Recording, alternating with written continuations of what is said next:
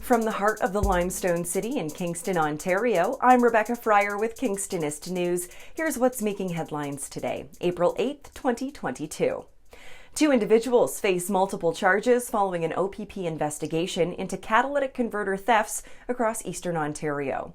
At the beginning of March, OPP say they began an investigation in response to an increase in thefts in the Leeds-Grenville region and were able to identify a vehicle and persons of interest.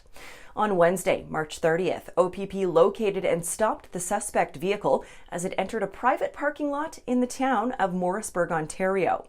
According to police, the 2 occupants were arrested without incident, and a search of the vehicle led to the discovery of 3 catalytic converters that had recently been cut from vehicles. Police say they also found and seized reciprocating saws, other tools, items designed to disguise identity, multiple mobile phones, and a quantity of suspected methamphetamine. 35-year-old Anthony Dawson of North Grenville and 38-year-old Joyce LaFrance of Elizabethtown Township each faced numerous charges and were held for a bail hearing. A 20-year-old Kingston man faces charges after speeding and fleeing from police in the West End on April 5th. It was around 3:15 in the afternoon that an officer parked on Creekford Road observed an older model Chevy Impala pass by with an illegal license plate. Police say they followed the Impala south on Bay Ridge Drive and then into a residential subdivision where the officer activated their lights. However, the driver refused to pull over.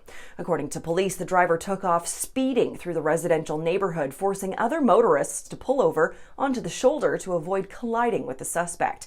Further investigation by police revealed that the owner of the license plates attached to the suspect vehicle had a history of similar offenses, and the description of the suspect driver matched that of the plate owner. Police say they were now able to reasonably conclude that this was the same person, so they went to his address in the West End where the suspect vehicle was indeed located. The man was arrested and charged with dangerous operation of a motor vehicle and failed to stop for police. Avian influenza A has been identified in the KFL&A region, according to a release from Public Health. Avian influenza is a potentially deadly viral disease that affects mostly domestic poultry and wild birds like geese, ducks, and shorebirds. Public Health says that this virus does not typically pass from birds to humans and says the current strain of the virus has been listed as lower than normal concern.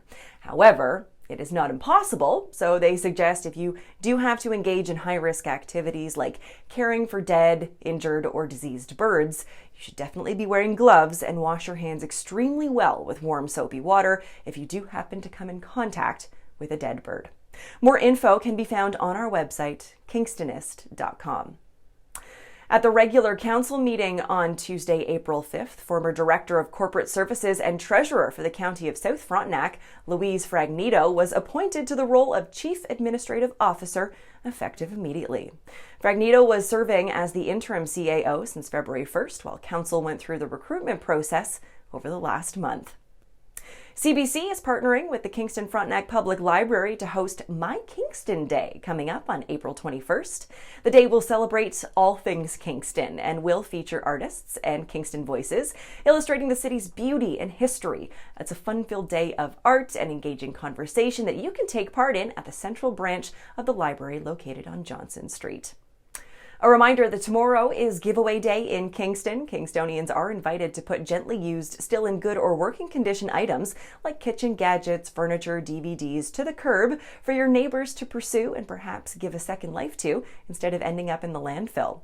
A reminder, however, to bring in any uncollected items at the end of the day, as city crews will not be going around to take them away. And it is also the day that the Partners in Mission Food Bank Food Blitz returns to Kingston after 2 years due to the pandemic.